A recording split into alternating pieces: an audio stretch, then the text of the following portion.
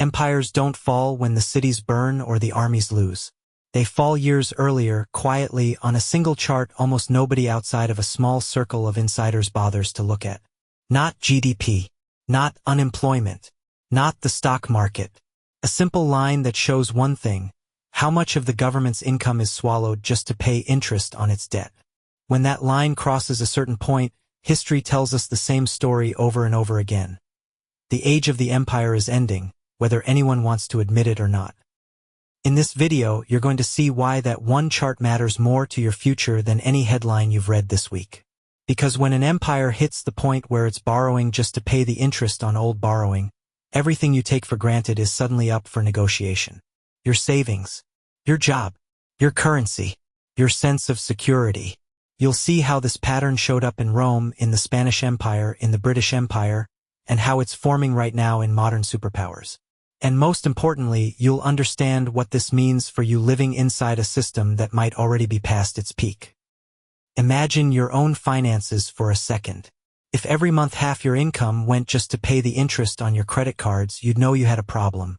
You're not paying down the debt itself.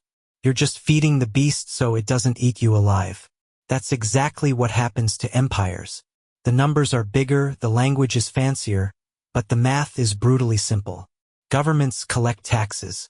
They spend money. They borrow to fill the gap. At first, it's manageable. Then slowly, silently, interest payments start to become one of the biggest items in the budget. And then comes the moment almost no one sees in real time. The point where interest on the debt begins to choke everything else. The chart we're talking about is easy to picture. On the bottom, time, years passing. On the side, a percentage that tells you how much of the government's tax revenue is going just to pay interest to its creditors. Draw a line that creeps from 5% to 10 to 20.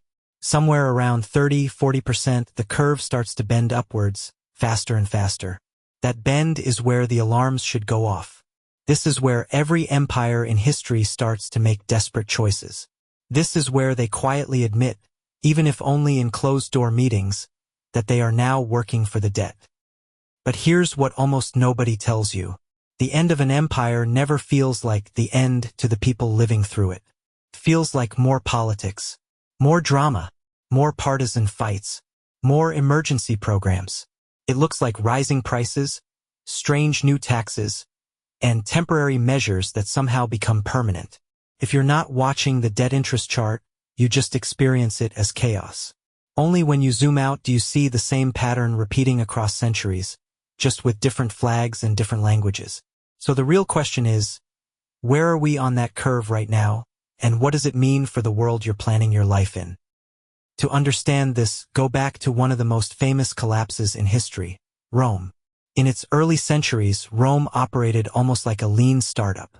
Its wars were limited, its administration relatively cheap, and its spoils from conquest often paid for its expansion.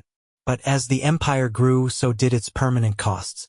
Standing armies on every border, massive construction projects, a sprawling bureaucracy. To keep it all going, Roman leaders debased their currency, clipped coins, imposed new taxes, and borrowed in every way their system allowed. Over time, more and more of the state's resources went not into building new strength, but into servicing old promises. Soldiers' pay, pensions, interest owed to powerful creditors in the heart of the empire. The Roman version of our chart began to bend. This is the dangerous part.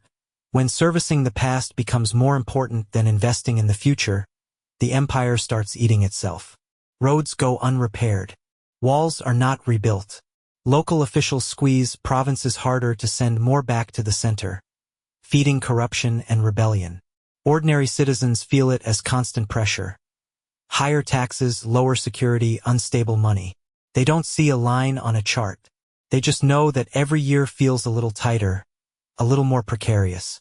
And you have to ask yourself, if you looked at your own country's budget today, how much of it is going to schools, infrastructure, innovation, and how much is going to interest payments on debt piled up decades ago?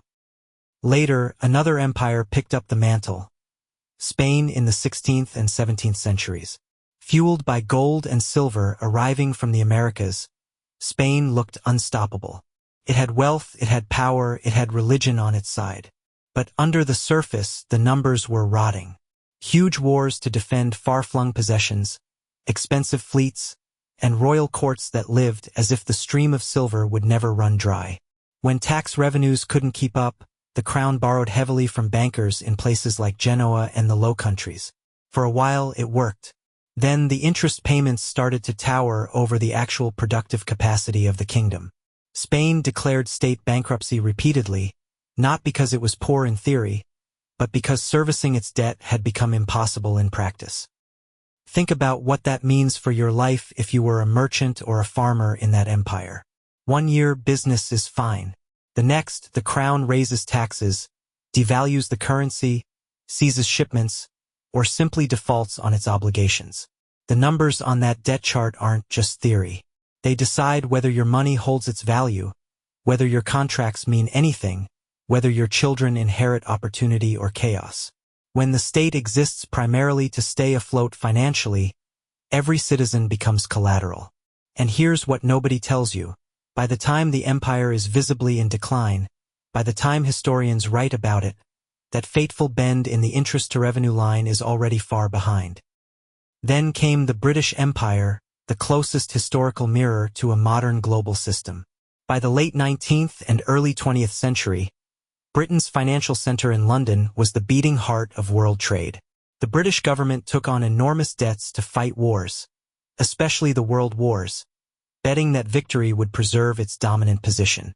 And for a while, its creditors trusted that bet. But post-war, something changed. The costs of maintaining a global military presence, rebuilding at home, and supporting a modern welfare state all hit at once. Debt jumped. Interest bills swelled. The empire found itself in a position where a staggering share of its tax revenue went just to keep bondholders happy. Here's where the chart tells the real story. When a government finds itself dedicating more and more of its budget to interest, it starts to shrink its ambitions. Bases are closed. Colonies are given independence. Domestic programs are trimmed or inflated away. The public sees decolonization, strikes, inflation. Behind that, in the background, is the relentless arithmetic of the debt chart. For Britain, the consequences were a managed stepping down from empire, but for ordinary citizens it meant decades of economic adjustment, a currency that lost global dominance, and a lifestyle that had to be renegotiated with reality. So ask yourself, if your country's leadership suddenly had to choose between paying bondholders or funding your pension, your healthcare, your public safety, what would they really do? Now fast forward to today's world, where the numbers are larger than anything in history. Modern economies have more complex financial systems, central banks, derivative markets, and global capital flows, but the core equation hasn't changed. Governments spend more than they take in. They borrow. And in an era of low interest rates, that borrowing can look strangely painless. Debts swell, but the interest bill seems small. That's when the chart is quiet and politicians relax. Then, something shifts.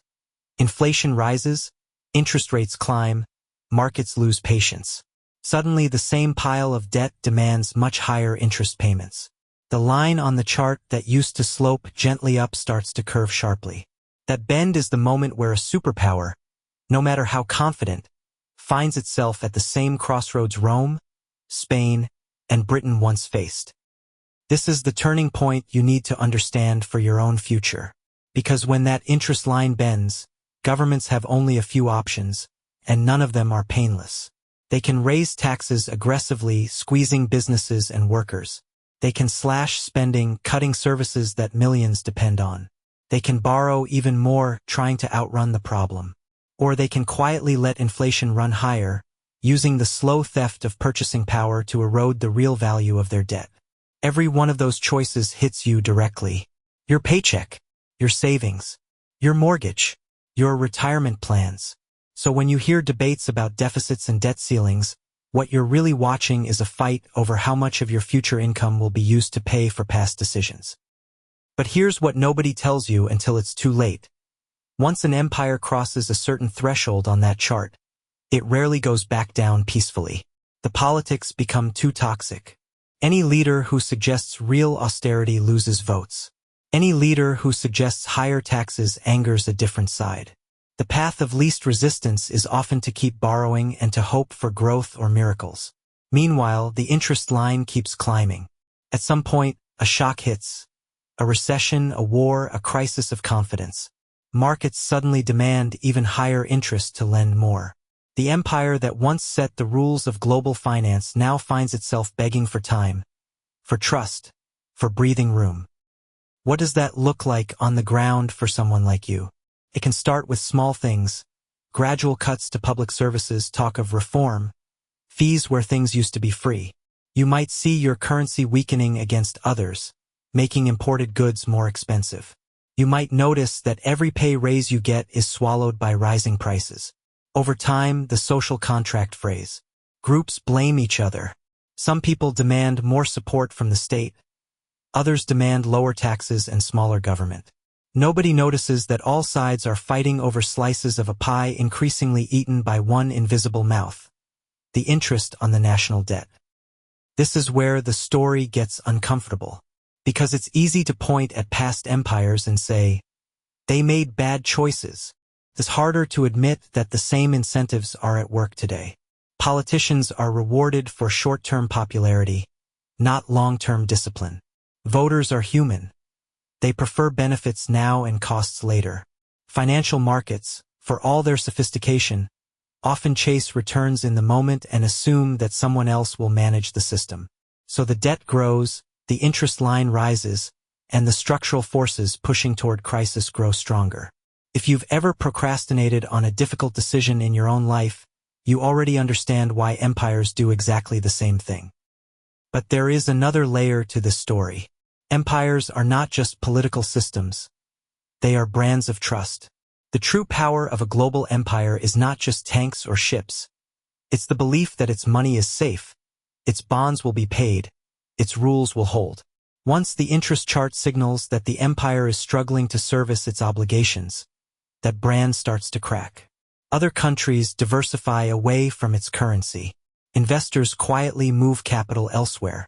Trade agreements shift. You won't see it on the evening news as end of empire. You'll see it as distant countries making technical adjustments that, over time, rewrite the map of power. This is the dangerous part for your personal finances. The system you've built your life in, your savings account, your retirement plans, your investments, is priced on assumptions about stability. Yet the chart we're talking about has one message. The old assumptions may no longer be true. If the government you rely on is dedicating a huge portion of its income to interest, how secure are the promises it's made to you decades into the future? What happens to fixed pensions if inflation stays high? What happens to stock markets when the cost of capital rises and the state needs to extract more from the private sector to survive? Now remember this, the end of an empire is not the end of the world. It is the end of a particular order. After Rome, other powers rose. After Spain, other trading empires took its place. After Britain's imperial era faded, a new superpower stepped into the vacuum. Life went on, people built businesses, families thrived. The difference was in who set the rules, whose currency held the power, and where opportunity flowed. For individuals who saw the shift coming and adjusted early, these transitions were times of opportunity. For those who clung to the old assumptions, they were times of confusion and loss. So what does this mean for you right now watching this video? It means that instead of getting lost in daily political drama, you should keep your eye on the simple, brutal chart that has framed this entire story. Interest payments as a share of government revenue. When that number rises relentlessly and crosses into territory where it threatens to crowd out everything else, you are not just watching policy debates. You are watching the underlying foundations of your empire strain under their own weight. You are watching the quiet countdown to a new era. It also means you can make more grounded decisions. You can be cautious about assuming that promises made decades into the future are guaranteed. You can diversify where you store your wealth, instead of keeping everything hitched to a single system. You can invest in skills and assets that hold value even when the financial architecture around you shifts. You can pay attention to real things, productive businesses, real resources, communities, rather than believing that numbers on a government spreadsheet will always move in your favor. The chart doesn't tell you exactly when change will happen, but it does tell you how inevitable certain pressures are once the line bends. In the end, the one debt chart that always signals the end of an empire is not a prophecy. It's a mirror. It reflects accumulated decisions, incentives, and compromises. It shows, in a single curve, whether a civilization is spending more energy honoring its past commitments than creating its future. When that balance tips too far toward the past, decline is not a mystery. It's a mathematical outcome. The real question is not whether empires fall, they always do. The question is how prepared you are when your own does. If this opened your eyes, remember that awareness is your first advantage. Most people will continue to argue about symptoms, not causes. They'll blame political parties, foreign enemies, or random bad luck. You now know to look at something deeper, the cold, unblinking arithmetic of debt and interest. And as the story of our current world order continues to unfold, those who understand that chart will be the ones who navigate the storm with their eyes open. If you want to keep following how this plays out, stay with us, because this story isn't over yet, and neither is your chance to get ahead of it.